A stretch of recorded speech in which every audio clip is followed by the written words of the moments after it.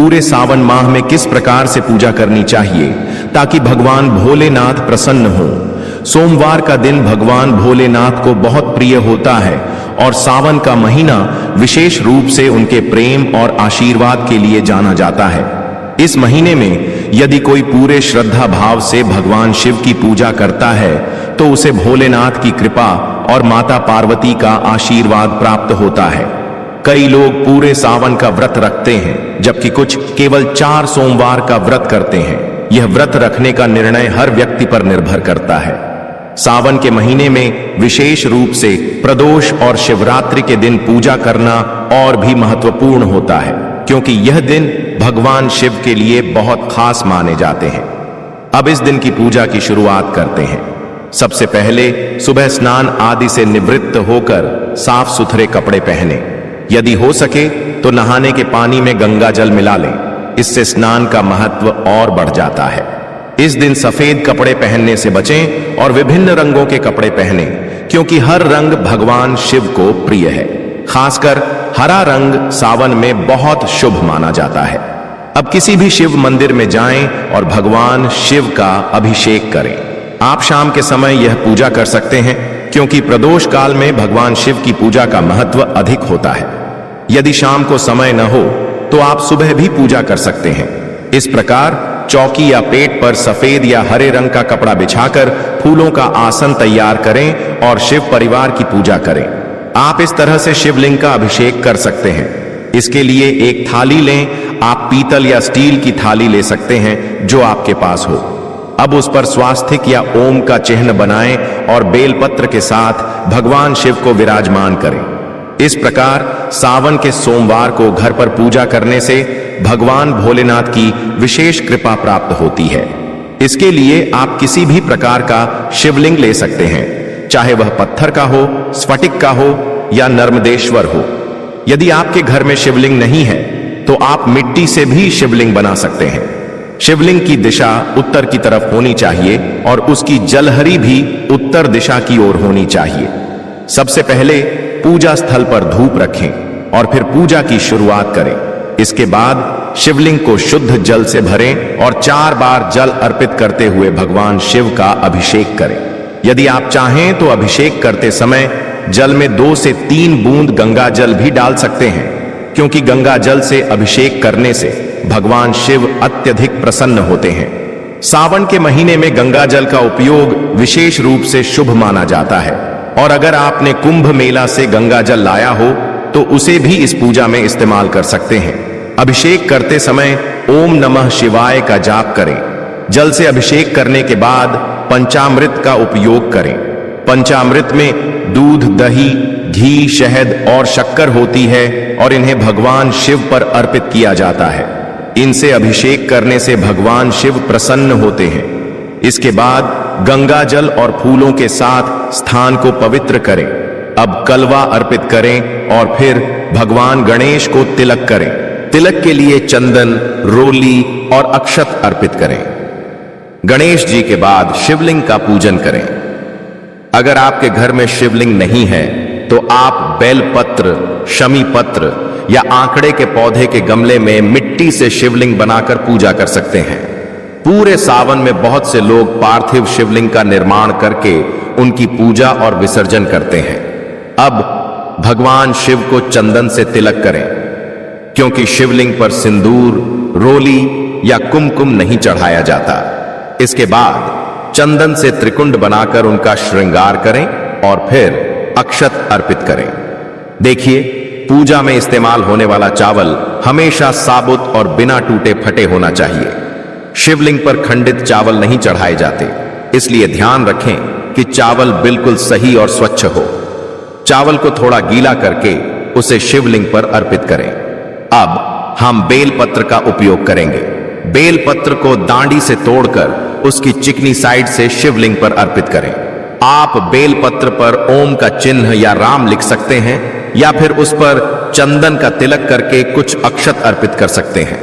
इसके बाद आप बेलपत्र को शिवलिंग पर अर्पित कर सकते हैं। अगर आपके पास आंकड़े के पत्ते हों तो उन्हें भी अर्पित करें। साथ ही धतूरा और शमी पत्र भी अर्पित करें। शमी पत्र के बारे में माना जाता है कि एक शमी पत्र 1000 बेल पत्र के बराबर होता है। कहा जाता है कि अगर सावन के महीने में शमी पत्र शिवलिंग पर चढ़ाया जाए तो भक्त की मनोकामनाएं जल्द ही पूरी हो जाती हैं, क्योंकि शमी पत्र में खुद भगवान शिव का वास माना जाता है। आप शमी पत्र को दिन में या रात के समय तोड़कर सुबह भगवान शिव को अर्पित कर सकते हैं। इसे धोने या साफ करने की आवश्यकता नहीं होती, बस तोड़कर उसे रख लें और फिर अर्पित कर दें। सच्ची श्रद्धा से भगवान भोलेनाथ को एक लोटा पानी भी अर्पित किया जाए तो वे प्रसन्न हो जाते हैं। भगवान शिव तो इतने दयालु हैं कि उन्हें सच्ची श्रद्धा और मन से अर्पित की गई हर चीज स्वीकार होती है। किसी भी वस्तु की अधिकता नहीं है, बस श्रद्धा और प्रेम की आवश्यकता है। इसके बाद आप घर में उपलब्ध मिठाई, फल या मिष्ठान भगवान शिव को अर्पित कर सकते हैं। और हां, सावन सोमवार की व्रत कथा जरूर पढ़ें या सुनें। कहा जाता है कि कथा पढ़ने से ज्यादा लाभ है, क्योंकि इससे हमारा मन और कान दोनों ही पवित्र होते हैं। हम आपको पूरी कथा भी सुनाएंगे ताकि आप इसका सही तरीके से पालन कर सकें।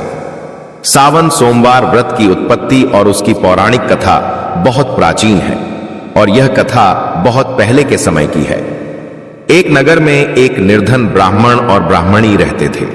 दोनों बहुत धार्मिक थे और हमेशा भगवान शिव की पूजा करते थे, लेकिन उनकी संतान नहीं थी और इस कारण वे दोनों बहुत दुखी रहते थे। एक दिन वे भगवान शिव के मंदिर गए और 16 सोमवार तक व्रत करने का निश्चय किया। भगवान शिव उनकी भक्ति से प्रसन्न होकर प्रकट हुए और कहा, तुम जो चाहो वरदान मांग लो। ब्राह्मण ने कहा, हे भोलेनाथ, मुझे संतान सुख चाहिए। भगवान शिव ने कहा, तथास्तु, तुम्हें शीघ्र संतान प्राप्त होगी। कुछ समय बाद ब्राह्मण और ब्राह्मणी के घर एक सुंदर पुत्र का जन्म हुआ, लेकिन उसकी जन्म कुंडली में अल्पायु दोष था। ज्योतिषियों ने बताया कि वह बच्चा केवल 12 साल तक जीवित रहेगा। जब वह बालक 11 वर्ष का हुआ तो उसके माता पिता ने उसे काशी पढ़ाई के लिए भेज दिया। साथ में एक ब्राह्मण मित्र को भी भेजा। रास्ते में वे दोनों भगवान शिव के मंदिरों में रुककर पूजा करते गए। एक जगह पर एक राजा की बेटी का विवाह हो रहा था, लेकिन कोई शुभ मुहूर्त नहीं बता पा रहा था। उस ब्राह्मण पुत्र ने सही मुहूर्त बताकर सबको प्रसन्न कर दिया। राजा ने खुश होकर अपनी बेटी का विवाह उसी ब्राह्मण पुत्र से कर दिया। विवाह के बाद जब वह बालक 12वें वर्ष में प्रवेश करता है तो मृत्यु का समय आ जाता है। यमदूत आते हैं और उसकी जान ले जाते हैं। उसकी पत्नी भगवान शिव की पूजा करती है और लगातार सोमवार का व्रत करती है। भगवान शिव उसकी भक्ति से प्रसन्न होते हैं और उस बालक को पुनः जीवन दान देते हैं। इस तरह उसके अल्पायु दोष का नाश हो जाता है। यह कथा सिद्ध करती है कि सावन सोमवार का व्रत भगवान शिव को अत्यंत प्रसन्न करता है और असंभव भी संभव हो जाता है। अब मैं आपको एक और छोटी सी कथा बताता हूं जो बहुत महत्वपूर्ण है। यह कथा पार्वती जी की है। सावन सोमवार व्रत की एक प्रमुख कथा समुद्र मंथन से जुड़ी हुई है। जब समुद्र मंथन से हलाहल विष निकला तो देवता और दैत्य दोनों ही भयभीत हो गए। तब भगवान शिव ने उस विष को अपने कंठ में धारण कर लिया, जिससे उनका कंठ नीला हो गया और वे नीलकंठ कहलाए। विष के प्रभाव को शांत करने के लिए देवताओं ने भगवान शिव पर गंगा जल और बेलपत्र अर्पित किए। तभी से सावन के महीने में भगवान शिव की पूजा का महत्व विशेष रूप से बढ़ गया। पार्वती जी ने भगवान शिव को पति रूप में पाने के लिए कठोर तपस्या और सोमवार का व्रत किया। उनकी भक्ति और तपस्या से भगवान शिव प्रसन्न हुए और उन्हें अपनी अर्धांगिनी बना लिया। इसलिए यह व्रत कुंवारी कन्याओं के लिए विशेष रूप से फलदायक है। अब सावन सोमवार व्रत के कुछ नियम हैं जिन्हें पालन करना बहुत जरूरी है। सावन सोमवार व्रत के कुछ प्रमुख नियम हैं जिनका पालन करना अत्यंत आवश्यक है। ब्रह्मचर्य का पालन करें, मांस, मदिरा और तामसिक भोजन से दूर रहें, झूठ, चोरी और छल कपट से बचें, मन, वचन और कर्म से शुद्ध रहें, जरूरतमंदों और ब्राह्मणों को दान दें। इस व्रत के लाभ अनेक हैं। यह विवाह में आ रही रुकावटों को दूर करता है, संतान सुख की प्राप्ति होती है, स्वास्थ्य उत्तम रहता है, आर्थिक समस्याएं हल होती हैं और मन, मस्तिष्क एवं आत्मा की शुद्धि होती है। इससे मोक्ष की प्राप्ति भी होती है। सावन सोमवार से जुड़ी कुछ मान्यताएं भी हैं। सावन में वर्षा के कारण पृथ्वी शीतल होती है, जिससे शिव जी के विष का प्रभाव शांत रहता है। इस माह में बेलपत्र, गंगा जल और दूध से भगवान शिव का अभिषेक करना अत्यंत शुभ माना जाता है। ऐसा माना जाता है कि जो भी भक्त इस व्रत को श्रद्धा से करता है, उसके समस्त कष्ट दूर हो जाते हैं और उसके घर में सुख शांति बनी रहती है। सावन सोमवार के प्रमुख मंत्रों में महामृत्युंजय मंत्र और पंचाक्षर मंत्र शामिल हैं।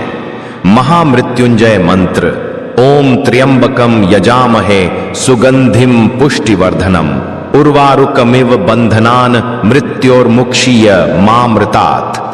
पंचाक्षर मंत्र: ओम नमः शिवाय। रुद्राष्टक भी भगवान शिव की पूजा में बहुत महत्वपूर्ण है। नमामि श्री ईशान निर्वाण रूपम विभुम व्यापकम ब्रह्मवेद स्वरूपम निजन निर्गुणम निर्विकल्पम निरहम चिदाकाशमा आकाशवासम भजामहे। सावन सोमवार व्रत केवल धार्मिक अनुष्ठान नहीं, बल्कि आत्मिक शुद्धि और मानसिक शांति का एक सर्वोत्तम तरीका है। यह व्रत न केवल सांसारिक सुखों की प्राप्ति कराता है, बल्कि व्यक्ति के जीवन में आध्यात्मिक उन्नति भी लाता है। सावन का महीना भगवान शिव को अत्यंत प्रिय है और इस माह में भगवान शिव की विशेष पूजा का महत्व बहुत बढ़ जाता है। विशेष रूप से सावन सोमवार का व्रत करने से मनचाहा फल प्राप्त होता है। यह व्रत अविवाहित कन्याओं के लिए विशेष रूप से लाभकारी माना जाता है। मान्यता है कि इस व्रत से कन्याओं को मनचाहा वर मिलता है और विवाहित महिलाएं अपने पति की लंबी उम्र और सुख समृद्धि के लिए यह व्रत करती हैं। सावन सोमवार व्रत का महत्व अत्यधिक है। सावन के सोमवार को भगवान शिव की पूजा के लिए सर्वश्रेष्ठ दिन माना गया है। जो भी श्रद्धालु इस व्रत को विधि पूर्वक करता है, उसकी सभी मनोकामनाएं पूरी होती हैं। यह व्रत विशेष रूप से विवाह, संतान, धन, स्वास्थ्य और समृद्धि के लिए किया जाता है। इस व्रत से जन्म जन्मांतर के पापों का नाश होता है और मोक्ष की प्राप्ति होती है। जब यह कथा समाप्त हो जाए तो हाथ में रखे पुष्प या अक्षत को भगवान के चरणों में अर्पित करें। इसके बाद जल के लोटे को लेकर 2 बेलपत्र लें और भगवान भोलेनाथ को भोग अर्पित करें। जैसे हम भगवान विष्णु को तुलसी और गणपति जी को दूर्वा अर्पित करते हैं, वैसे ही भगवान भोलेनाथ के भोग में कपूर से आरती करें, क्योंकि भगवान भोलेनाथ को कपूर भी बहुत प्रिय होता है। आप चाहे तो सामान्य दीपक से भी आरती कर सकते हैं, या फिर जिस दीपक का हमने पहले उल्लेख किया था उससे भी आप बड़े प्रेम से भगवान शिव, भगवान गणपति, माता पार्वती और समस्त शिव परिवार की आरती उतार सकते हैं। आरती करने के बाद अपनी इच्छा और सामर्थ्य के अनुसार कुछ दक्षिणा जरूर निकालें। इससे पूजा में जो कमी रह जाती है वह पूरी हो जाती है। फिर हाथ में थोड़ा सा जल लेकर चौकी के चारों ओर 3 बार परिक्रमा करें और भगवान भोलेनाथ से पूजा में रही कमी के लिए क्षमा प्रार्थना करें। हम उम्मीद करते हैं कि सावन सोमवार का व्रत आपको बहुत पसंद आएगा।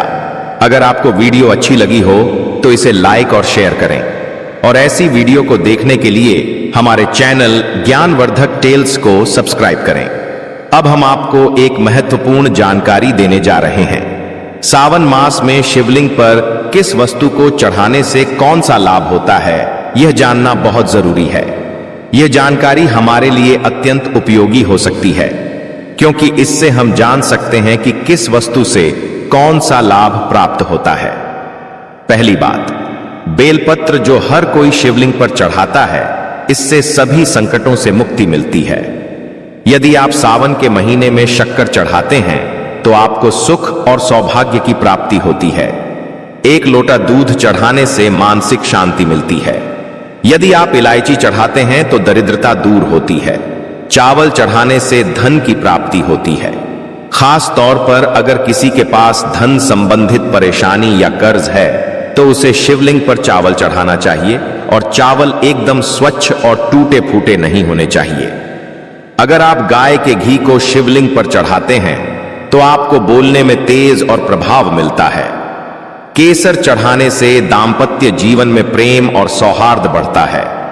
शहद चढ़ाने से आपकी सुंदरता और आकर्षण में वृद्धि होती है। दही चढ़ाने से खुशी और आनंद की प्राप्ति होती है।